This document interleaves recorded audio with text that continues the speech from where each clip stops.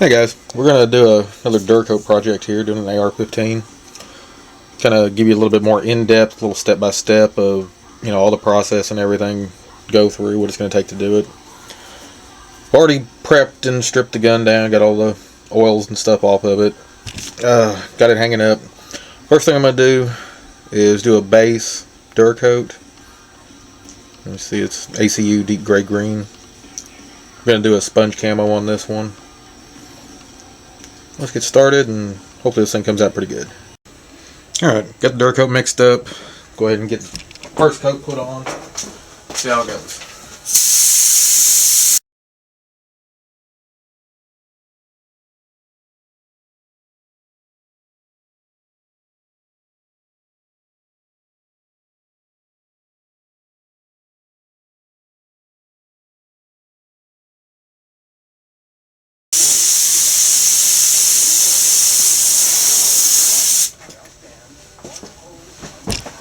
Alright, finish off that coat. I'm going to let it dry for about 45 minutes to an hour. It's kind of cold out here, so, let it dry a little bit longer than normal. Let me see. We'll come back to it after that, and we'll go on to the next step. Alright, let that dry for about an hour and a half. Now we're going to do some stripes on it. We're going to use some ACU gray green. Hopefully you're going to see that. A little bit lighter color to give a little contrast to it. Let me get some of this mixed up and we'll start spraying. Alright, fixing to do the stripes. Just anybody wondering, I'm spraying at 40 psi and the ratio is a 12-to-1 mix on the Durcoat to the hardener, in case you're wanting to do this yourself.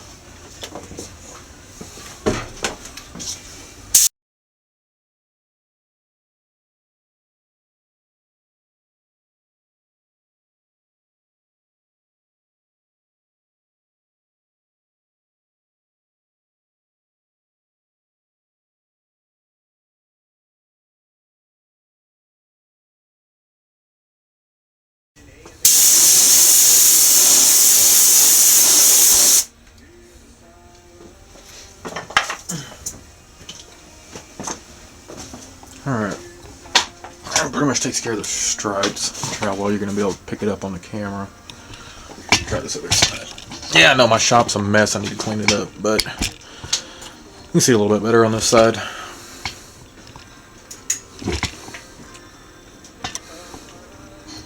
I'm going to let this dry for probably an hour, hour and a half, then we'll come back and start the sponge work on it. Stick around, be right back. Alright guys, decided to bring everything inside. It started getting a little dark and a whole lot colder outside. So this part we won't be doing any spraying anyway. We'll be using these little natural sponges. These work real well. They kind of give you a nice breakup. You don't. It's not a consistent pattern, but it gives it a real nice breakup. Alright, what we're going to do, we're going to take the lighter green and we're going to go over these darker areas. We got, this is the color we're using here, but we're going back over the darker area. I'm going to mix it up in this little container. Used to have push pins in it, but you can pretty much use whatever you want. This seemed to be pretty convenient.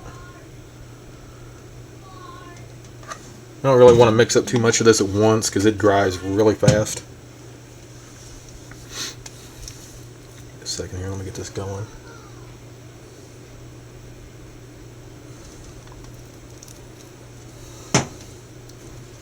Once you get your hardener and your paint put in there, just kind of mix it around. I'm using a Q-tip to kind of stir it. Try and get it mixed up good. And you'll want to work with it pretty quick. Like I said, it does dry fast.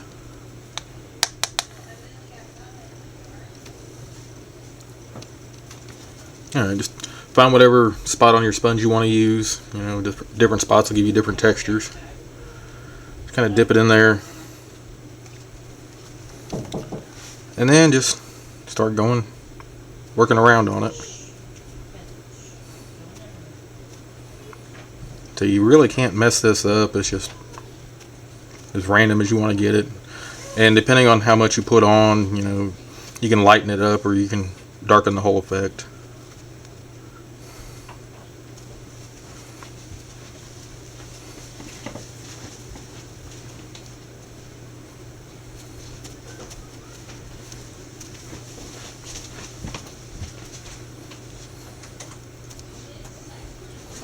This stuff really doesn't take very long to dry.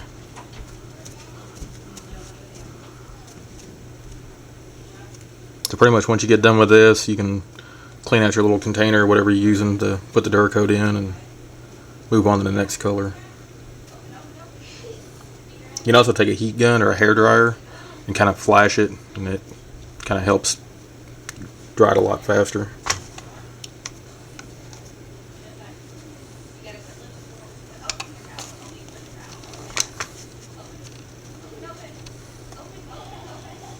So you guys can see all this okay.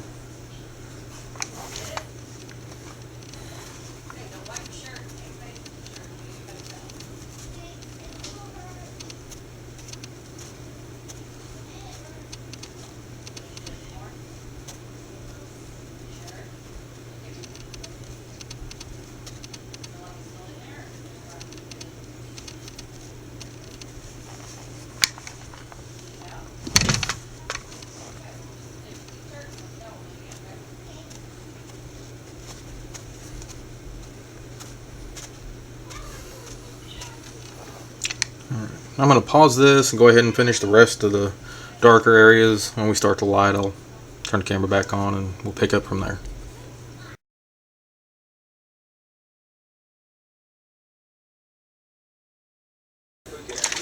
Alright guys, we're back. Got all the lighter color laid out. Now I'm going to go back over the lighter color with the darker color. Get this mixed up real quick.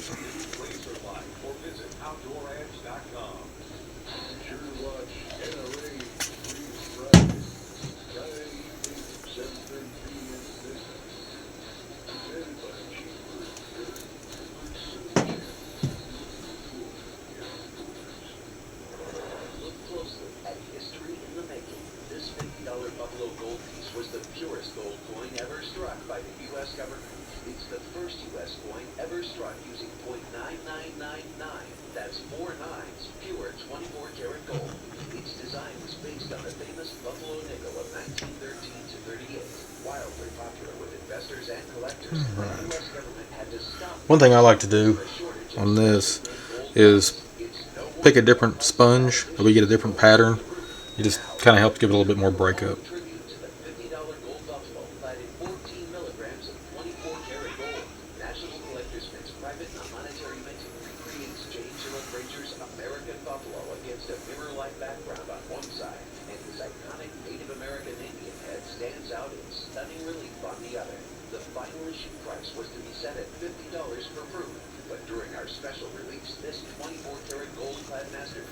And just do the same thing over. You can kind of overlap a little bit, kind of help it, you know, blend up a little bit better. But say it's all personal preference. You can't really do it wrong. And if you get something you don't like, or if it's too dark, just let it dry. Go back over it with, you know, either a lighter or a darker color, and you know, you can hide pretty much anything with this.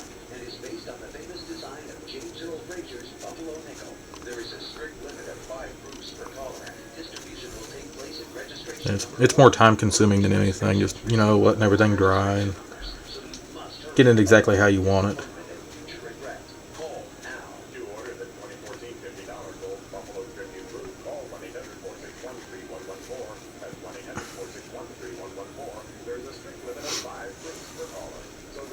Alright, I'm going to finish this and we'll be back. I'll cut it back on whenever I get all this color done and show you what it's looking like.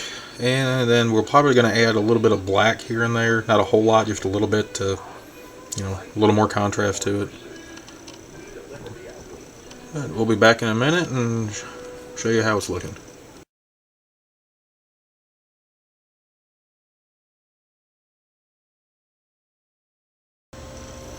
Alright, got both sides done and came out really good. Kind of give you a look here.